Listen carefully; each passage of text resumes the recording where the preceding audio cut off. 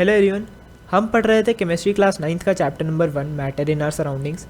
आज हमें स्टार्ट करना था the common and SI unit of temperature से। अब देखो, जितनी भी चीज़ें हम मेजर करते हैं ना, वो हम अलग अलग यूनिट्स में मेजर करते हैं। जैसे टाइम है, वो सेकेंड में भी मेजर किया जाता है, 5 सेकेंड 6 सेकेंड्स। मिनट्स में भी मेजर किया जाता है, आवर्स में भी मेजर किया जाता है, और बड़ी बड़ी यूनिट्स होती हैं। सिमिलरली डिस्टेंस मीटर्स में, किलोमीटर्स में, आवर्स में और माइल्स में, अलग अलग जितनी भी यूनिट्स होती है ना, ये सब अलग अलग तरीक़ों से मेजर की जाती है। सेम होता है टेम्परेचर के साथ। हम ज़्यादातर जो डेली लाइफ में यूज़ करते हैं टेम्परेचर के लिए यूनिट, वो हम डिग्री सेल्सियस यूज़ करते हैं। ठीक है, मतलब जैसे अगर हमसे बोला कोई पूछता है कि आज का टेम्परेचर क्या, तो हम ऐसे जवाब देते हैं कि 35 डिग्री सेल्सियस है, 28 डिग्री सेल्सियस है। लेकिन टेम्परेचर को मेजर करने के लिए सिर्फ डिग्री सेल्सियस ही यूज़ नहीं होता। इसके अलावा दो और यूनिट्स होती हैं टेम्परेचर की, जो अभी हम पढ़ने वाले हैं। लेकिन जो कॉमन यूनिट है, कॉमन का क्या मतलब हो गया, जो नॉर्मल यूनिट है, जो हम एक कॉमन मैन अपनी डेली लाइफ में यूज़ करता है, that is common unit of temperature. और वो क्या होती है, degree Celsius. Degree Celsius is the common unit of temperature which is use to measure temperatures like boiling point, melting point etcetera. जैसे water 100 degree Celsius पे boil करता है, हम यही बोलते हैं ना 100 डिग्री सेल्सियस। तो बॉइलिंग पॉइंट, मेल्टिंग पॉइंट, ये सब जो हम कैलकुलेट करते हैं, ये सब हम डिग्री सेल्सियस में कैलकुलेट करते हैं। इसके अलावा जो एसआई यूनिट होती है, एसआई यूनिट एक ऐसी यूनिट होती है जो इंटरनेशनली कंसिडर करी जाती है साइंटिस्ट वगैरह के थ्रू। देखो, साइंटिस्ट अलग अलग कंट्रीज से होते हैं ना, तो किसी कंट्री में कुछ और सिस्टम चलता है, किसी कंट्री में कुछ और सिस्टम चलता है। तो लेकिन जो ये एसआई यूनिट होती है, ये एक ऐसी यूनिट है कि जब भी सारे साइंटिस्ट या जब भी अलग अलग कंट्रीज़ के साइंटिस्ट एक साथ बैठेंगे कोई भी एक्सपेरिमेंट के लिए, तो वो जो यूनिट यूज़ करेंगे वो केल्विन यूज़ करेंगे टेम्परेचर के लिए। मैं बेसिकली ऐसा यूनिट का मतलब बता रहा था, ऐसा यूनिट ये होती है। तो ऐसा unit of temperature is kelvin. Kelvin use होती है लेबोरेटरीज़ वगैरह में, या साइंटिस्ट यूज़ करते हैं फॉर रिसर्च वर्क। हम डेली लाइफ में केल्विन का यूज़ नहीं करते, है ना। हम दिन का टेम्परेचर, ये सब हम डिग्री सेल्सियस में ही निकालते हैं, केल्विन का यूज़ नहीं करते। केल्विन का यूज़ होता है लेबोरेटरीज़ वगैरह में, रिसर्च वर्क के लिए। ये होती है रिलेशन, ये काफ़ी इंपॉर्टेंट है। ये रिलेशन होती है डिग्री सेल्सियस और केल्विन में। 0 degree Celsius is equal to 273 Kelvin. और यहाँ पे मतलब ऐसा नहीं है कि अगर हम मल्टीप्लाई करेंगे दोनों तरफ, हम मल्टीप्लाई नहीं करते, हम प्लस करते हैं कि अगर जितना हम इसमें ऐड करेंगे इतना हम इसमें ऐड करेंगे।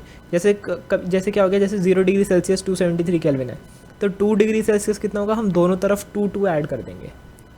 मतलब 2 डिग्री सेल्सियस कितना हो गया, 275 केल्विन। 100 डिग्री सेल्सियस कितना हो गया, 273 प्लस 100, 373 केल्विन। नीचे एग्जाम्पल लिख रखे हैं मैंने। जैसे 14 डिग्री सेल्सियस है, तो 14 डिग्री सेल्सियस को हम क्या लिखेंगे, 273 plus 14, that is 287 kelvin. 27 degree Celsius है, 300 हो जाएगा, 100 है 373 हो जाएगा। बेसिक एडिशन है, बस जो भी डिग्री में उसमें 273 ऐड कर दो, केल्विन में आ जाएगा। Next very important, change of state of matter. अब मैटर की अभी तक हमने 3 स्टेट पढ़ी है ना, सॉलिड, लिक्विड, गैस। अब ये तीनों आपस में चेंज होती रहती हैं, ठीक है। जो भी हमारे पास ज़्यादातर सब्सटेंस होते हैं वो अपनी स्टेट जो है मैटर की, वो चेंज करते रहते हैं।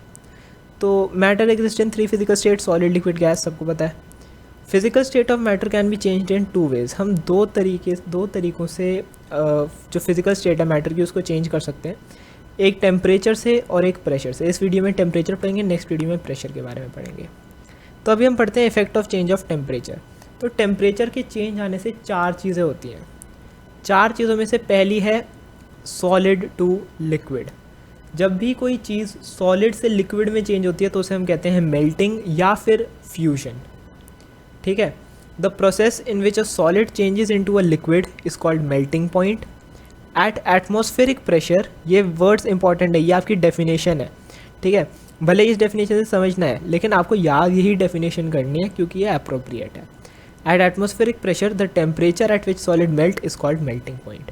देखो, मेल्टिंग पॉइंट ज़्यादातर जो बच्चे होते हैं मेल्टिंग पॉइंट की डेफिनेशन लिख के आते हैं, the point at which a substance starts melting, ठीक है, या the point at which solid starts to convert into liquid, it is called melting point, ठीक है। बट जो प्रॉपर डेफिनेशन होती है ना मेल्टिंग की, वो क्या होती है, ये तो क्योंकि जो डेफिनेशन है मेल्टिंग पॉइंट की है, मेल्टिंग की डेफिनेशन क्या होगी, मेल्टिंग होता है at atmospheric pressure the temperature at which solid melt या एट एटमॉस्फेरिक प्रेशर, जिस वो एटमॉस्फेरिक प्रेशर पे मतलब नॉर्मल प्रेशर पे हमने प्रेशर में कोई चेंज नहीं किया, तो जब सॉलिड मेल्ट होता है उस पॉइंट को हम कहते हैं मेल्टिंग पॉइंट। ठीक है, वैसे मेल्टिंग पॉइंट अगर आपको याद रखना हो तो क्या होता है, वो पॉइंट जहाँ पे कोई सॉलिड मेल्ट होके या सॉलिड मेल्ट होके लिक्विड में कन्वर्ट होता है। बट जो प्रॉपर डेफिनेशन वो यही है कि eight atmospheric pressure the temperature at which solid melt is called melting point.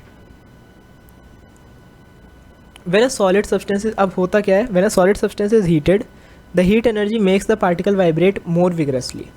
जब हम सॉलिड सब्सटेंस को हीट करते हैं तो हीट की वजह से क्या होता है, एनर्जी प्रोड्यूस होती है ना, मतलब गर्म करते हैं किसी चीज़ को तो ऑफ कोर्स हीट एनर्जी उसमें जाती है, मतलब एनर्जी बढ़ रही है। एनर्जी बढ़ने की वजह से पार्टिकल्स और ज़्यादा जल्दी वाइब्रेट होते हैं।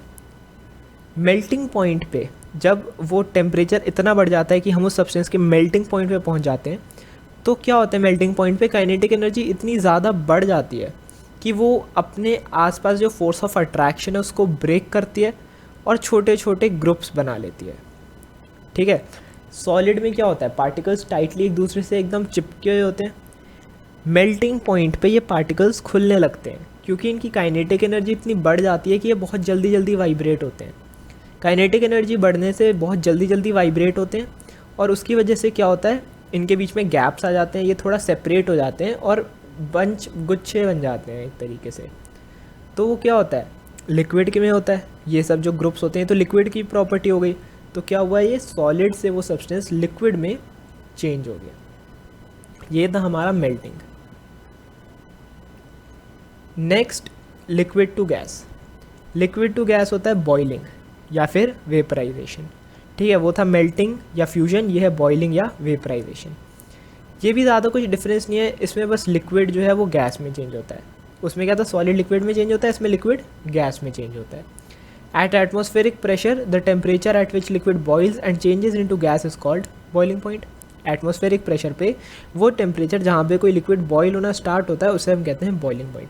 देखो बेसिक डेफिनेशन ही है, जहाँ पे सब्सटेंस मेल्ट होना शुरू होता है वो मेल्टिंग पॉइंट, जहाँ पे सब्सटेंस बॉयल होना शुरू होता है वो बॉइलिंग पॉइंट। बस जो 3 वर्ड आपको ऐड करने हैं वो है एट एटमॉस्फेरिक प्रेशर। ठीक है, एटमॉस्फेरिक प्रेशर में जब ये सब होता है तो उसे बॉइलिंग पॉइंट कहते हैं। अब इसमें क्या होता है, when a liquid is heated it changes its physical state to gas. जब किसी लिक्विड को हीट करते हैं तो वो अपनी फिजिकल स्टेट गैस में चेंज कर लेता है। अब ऐसा क्यों होता है, क्योंकि लिक्विड को हीट करने पे, देखो रिलेट करना, सॉलिड को हीट करा था, पार्टिकल की काइनेटिक एनर्जी बड़ी थी, वो सेपरेट होकर लिक्विड बन गए थे। अब जब हम लिक्विड के पार्टिकल्स को हीट करेंगे जो ऑलरेडी सेपरेटेड है, तो अगर हम उनको हीट करेंगे उनकी काइनेटिक एनर्जी बढ़ेगी, तो वो पार्टिकल्स अपने से और ज़्यादा दूर चले जाएंगे, और जब वो इतना दूर चले जाएंगे तो वो लिक्विड से गैस बन जाएंगे। The heat energy make it particle more move even faster, मतलब पहले से तो वो तेज़ मूव कर ही रहे थे लिक्विड के पार्टिकल्स, काइनेटिक एनर्जी की वजह से वो और ज़्यादा तेज़ मूव करेंगे। बॉइलिंग पॉइंट पे वो इतना तेज़ मूव करेंगे, उनमें इतनी काइनेटिक एनर्जी होगी कि वो जो हल्की बहुत फोर्स ऑफ अट्रैक्शन बची है उनके बीच में, उसको भी वो ब्रेक कर देंगे और इंडिविजुअल पार्टिकल्स बन जाएंगे। और इंडिविजुअल पार्टिकल्स किसके होते हैं, गैस के, तो ये गैस में चेंज हो जाता है। ठीक है, हम सॉलिड से लिक्विड पे आए, लिक्विड से गैस पे, चलो अब वापस गैस से लिक्विड में चलते हैं। गैस टू लिक्विड होता है कंडेंसेशन। ठीक है, अब कंडेंसेशन और फिर जो आगे का है प्रोसेस है वो इतना बड़ा नहीं है, ठीक है, छोटा सा ही है। गैस टू लिक्विड हो गया आपका कंडेंसेशन। कंडेंसेशन क्या होता है, the process of changing of a gas to a liquid by cooling. Gas से लिक्विड में चेंज करना, क्या करके, ठंडा करके। गर्म करके हमने लिक्विड से गैस बनाया था, ठंडा करके हम गैस से लिक्विड बना देंगे। इस प्रोसेस को कंडेंसेशन कहते हैं। क्या होता है जब हम ये सारे जो मैंने स्टार वाले पॉइंट्स लिखवाए हैं ना आपको, अभी मैंने इसके लिए जो भी मैं समझा रहा हूँ, क्या आपको याद करने, ये एक्स्ट्रा पॉइंट्स नहीं है, इनके बेसिस पे क्वेश्चन बनता है कि what happens when a gas is cooled, या फिर when we cool a gas it turns into a liquid, why. तो क्या होता है, when gas is cooled its particles lose a lot of kinetic energy. उसके पार्टिकल्स बहुत ज़्यादा kinetic energy loose कर देते हैं, मतलब जितनी काइनेटिक एनर्जी उन्होंने गेन करी थी ना हीट होने पे, कूल होने पे, वो उतनी ही काइनेटिक एनर्जी छोड़ देते हैं। इसकी वजह से क्या होता है, दे स्लो डाउन, काइनेटिक एनर्जी कम हो गई, मतलब वो वाइब्रेट क्या कहते हैं, वो इतनी जल्दी जल्दी वाइब्रेट नहीं करेंगे, उनकी वाइब्रेशंस कम हो गई, उनकी मूवमेंट कम हो गई, वो क्या करेंगे, एक दूसरे की तरफ आने लग जाएंगे। मतलब पहले दूर गए थे ना, सेपरेशन हुई थी पहले, अब अट्रैक्शन हो रही है, अब वो वापस से पास आ रहे हैं। तो they will move close together until they start being attracted to each other. फिर एक पॉइंट आएगा कि वो दोबारा से इतनी पास आ गए, जैसे जैसे करके तो तोड़ के गए थे, लिक्विड से गैस बनी थी, बट क्या हुआ, गैस के पार्टिकल्स इतना पास आ गए ठंडे होने की वजह से कि उसमें दोबारा से अट्रैक्शन होने लगा तो वो दोबारा से लिक्विड बन गए। ठीक है, जैसे देख लो गर्मी लगती है तो क्या करते हैं, अगर अलग अलग हो जाते हैं तो थोड़ा मतलब अगर अकेले रहते हैं गर्मी में तो इतनी गर्मी नहीं लगती, और ठंड में क्या होता है जब कूल करते हैं किसी सब्सटेंस को तो उसके पार्टिकल्स इकट्ठा होने लग जाते हैं। सिमिलरली यहाँ पे हो रहा है, कूल कर रहे हैं तो पार्टिकल्स पास आ रहे हैं, एक दूसरे के पास आते जा रहे हैं, सिकुड़ रहे हैं, तो एक पॉइंट आएगा जहाँ पे वो इतने पास हो जाएंगे कि पार्टिकल्स दोबारा से एक दूसरे को अट्रैक्ट करने लगेंगे। लास्ट है लिक्विड टू सॉलिड।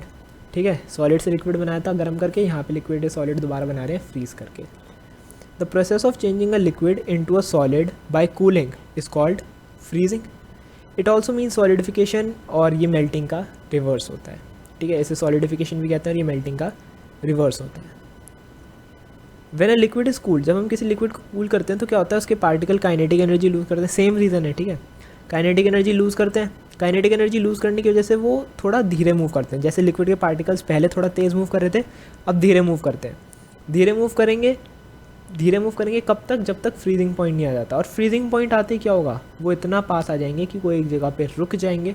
ठीक है, पहले तेज़ मूव कर रहे थे, जैसे जैसे टेम्परेचर कम होता गया धीरे होते गए।